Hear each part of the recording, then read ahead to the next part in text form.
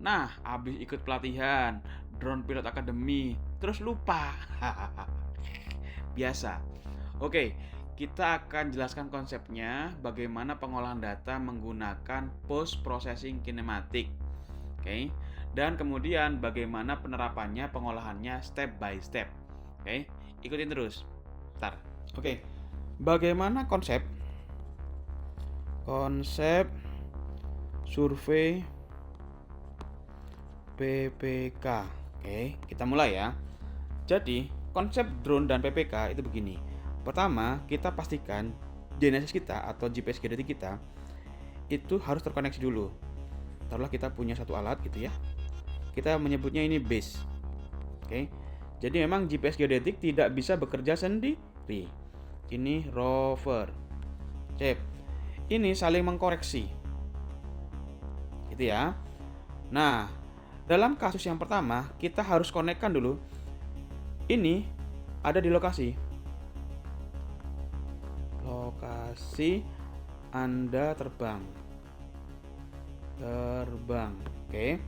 Nah, ini ada di mana? Ada di BIG atau di course lah kira-kira menyebutnya ya. Course. Continuous Operating Reference System. Punya BIG. Statusnya apa? Online. 24/7. 24 jam per 7 online, insya Allah. Gitu ya. Nah, sekarang sebelum kita nerbangin drone, kita pastikan rover ini connect dulu. Nah, ini terhubung. Ini terhubung dulu ya. Ini terhubung dulu. Oke. Outputnya apa dari koneksi ini? Outputnya adalah koordinat fix. Jadi solusi itu ada 3 ya, koordinat fix, kemudian float, ada yang namanya absolute. Nah, absolute ini kira-kira 2 meter. Float ini kira-kira 50 meter. 50 cm. Sebentar, salah. Ini adalah 50 cm. Nah, fix biasanya itu 5 cm ke bawah. Bisa mili, bisa 1 cm gitu ya. Nah, artinya apa? Yang kita harapkan adalah ini fix. Jadi pastikan rover ini fix dulu. Ini harus fix. Oke. Beres ini fix, baru kita langsung terbangkan drone-nya. Oke, sebentar. Ini kan konsep PPK ya. Jadi ketika ini sudah dapat fix koordinat, fix X, Y, Z, oke. Baru kemudian ini record atau logging. Interval bagusnya 1 detik. Oke. Ini kunci ya guys. Karena kalau lebih dari ini itu errornya banyak. Oke. Kemudian ini logging. Sudah? Biarkan logging. Cukup. Jadi kita nggak usah utak-atik lagi. Jadi biarkan si rover itu logging. Connect dulu baru kemudian logging ya. Jadi sudah fix baru logging. Oke. Kalau sudah, sekarang kita terbangkan drone-nya. Drone nyala. Oke. Sip. Drone nyala.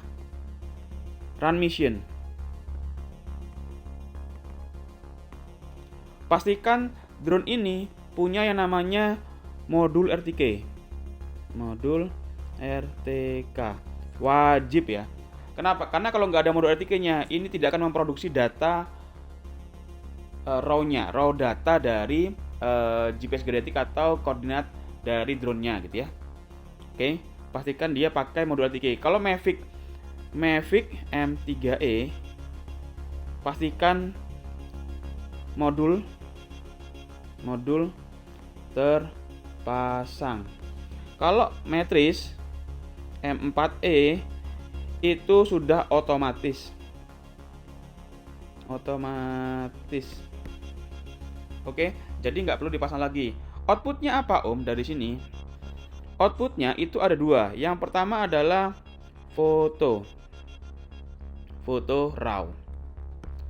Jadi ini adalah foto hasil jebretan ya, hasil misi. Hasil misi. Oke. Output yang kedua adalah ini habis terbang ya. Sorry, ini 1, ini 2. Output yang kedua adalah raw data. Raw data dari GNSS atau PPK-nya. Nah, ini penting nih, harus ada. Oke. Jadi ini outputnya ya. Kalau salah satunya nggak ada, berarti survei ulang. Oke. Sekarang, apa sih outputnya dari ini dan ini? Untuk foto, ngelihatnya adalah data JPG. Oke. Nah, untuk GNSS Global Navigation Shuttle System ya. Outputnya apa? Outputnya adalah RENEX. RENEX itu ada yang OBS dan ada yang .nav. Kita butuh ini dan ini. Gitu ya. Oke. Jadi ini adalah jenis dari apa? Dari drone. Jadi data untuk pengolahan PPK kita butuh 3 hal. 1, 2. Oke. 2, 3 adalah GNSS-nya sendiri. Ini rover ya, atau base ya. Nah, ini RENEX juga. Datanya apa Om? Sama, OBS dan nav. Oke. Loh, ini mana Om? Dari mana ini? Ini dari mana? Itu masuknya dari sini. Sebentar. Oke. Dari data ini. Oke. Jadi ini drone. Ini GPS geodetik. Oke. Apapun mereknya bisa. Ini mau pakai Emlit misalnya. Mau pakai Stonex dan lain-lain sebagainya, banyak lah. Gitu ya. Oke. Jadi ketika kita sudah punya data ini semua, 1, 2, 3, 4, 5, kita sudah bisa mengolah datanya untuk metode PPK. Oke, gimana cara ngolahnya? Kita lanjutkan ke laptop. Oke, sip, sudah paham ya konsepnya ya? Mudah-mudahan kalian semua paham. Guys, sekarang kita mau coba metode yang kedua yaitu PPK. Oke, ini ada baktera dengan GPS genetiknya ya. Pastikan dia nyala dan disimpan di titik di sini. Kalau baktera. Nah, ini harusnya pakai import ya. Nah, kemudian si dia itu harus nge-record datanya per 1 detik. Nge-record per 1 detik. Oke. Jadi dia nge-record sendiri, kemudian sini. Drone nge-record sendiri. Nah, drone-nya juga harus nge-record sendiri. Iya, itu pastikan drone-nya juga punya ini ya. Punya GPS modul supaya dia bisa nge-record koordinatnya dan raw datanya. Nah, raw data itu yang akan dimasukkan ke dalam pengolahan data PPK. Gimana caranya? Nanti akan saya sampaikan ya. Yang pasti adalah pastikan drone-nya ini ada R3 modul, diaktifkan. Kemudian silakan dia terbang sendiri dan dia harus nyala juga. Si GPS ini juga harus nyala. Oke? Dia record data, nanti kita kawinkan di dalam software pengolahan. Oke, gitu ya. Kita masuk ke Emlit Studio. Yang pasti kita sudah dapatkan data base kita atau Emlit kita. Sekarang kita masuk ke drone data. Loh Om, kan Om belum selesai ngolah datanya. Ya karena memang kemarin komunikasinya antara Emlit dengan Course kita pakai Entrep, jadi sudah langsung otomatis dia udah fix. Jadi sebenarnya nggak perlu diolah lagi ya. Tapi saya tadi menyampaikan bagaimana caranya untuk ngolah ketika Anda belum fix koordinat dari Emlitnya. Karena kita sudah fix, kita lanjut aja. Oke, processing. Nah, ini kan ada drone data processing ya. Kita masukkan, karena ini ada tulisannya drone, berarti drone dari data drone-nya. Oke, kita masuk ke data drone-nya. Sorry di sini. mohon maaf di sini. Kita masukkan data ini. Sudah ada nih OBS. Oke, masuk. Nah, ini adalah base. Kalau tadi base-nya adalah core, sekarang base-nya adalah mLead ya kan? Karena kita sudah ada pendekatan. Berarti kita pakainya mLead. Dan pastikan mLead-nya sudah connect dengan BIG ya. Oke, sudah. Pakai hidden position aja, nav-nya pakai mLead gak apa-apa, ada yang 25p. Kita masukkan. Nah, di sini adalah upload MRK atau mark dari RTK drone. Berarti data dari mana? Dari drone-nya. Berarti kita masuk ke drone sini ya. Otomatis ada dia. MRK file. Oke, kita langsung masukkan saja. Kemudian kita proses.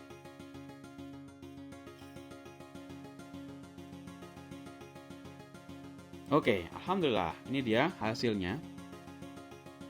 Hasilnya warna hijau semua, artinya fix semua. 100% fix. Jarak antara base dengan ininya adalah 100 sampai 200 meter saja. Oke. Sip. Kita coba lihat di sini. Kita coba show result ya. Nah, itu mana tuh? Yang event biasanya. Nah, kita buka Notepad++. Oke. Kita masukkan data ininya. Ini dia hasilnya. Q-nya adalah Q1. Di sini bisa lihat ya, Q1. Q1 adalah fix. Ya, fix ya. Nah, ini ada SDN, ada SDE.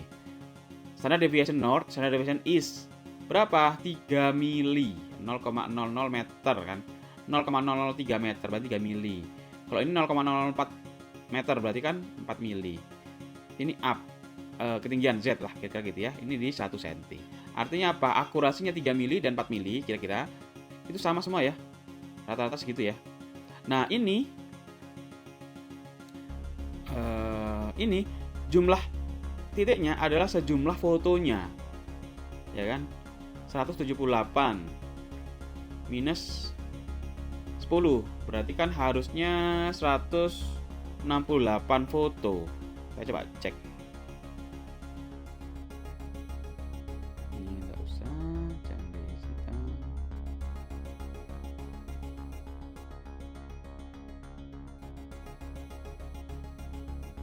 Nah, ini dia. 168 foto. Jadi, semua data ini mewakili satu foto. Jadi, setiap fotonya errornya adalah di 3 mili ya, guys. Oke? Sip. Kalau sudah, kita kembali ke mLead Studio.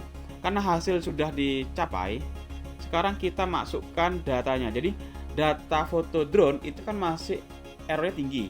Masih pakai GPS-nya si drone-nya sendiri kan, belum dikoreksi. Nah, sekarang kita coba inject koordinat tadi yang 3 mili tadi ke data drone-nya.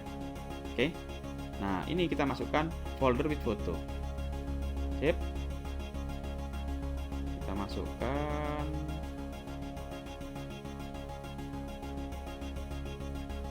Nah, baru kemudian jadi ini adalah data yang tadi ya, yang kita olah datanya yang fix semua, dan ini di kursor saya adalah data fotonya. Kita langsung tag foto.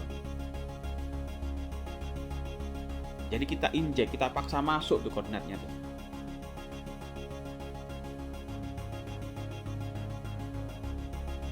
Oke. Sudah? Kalau sudah, kita langsung show result file. Nah, munculnya di sini.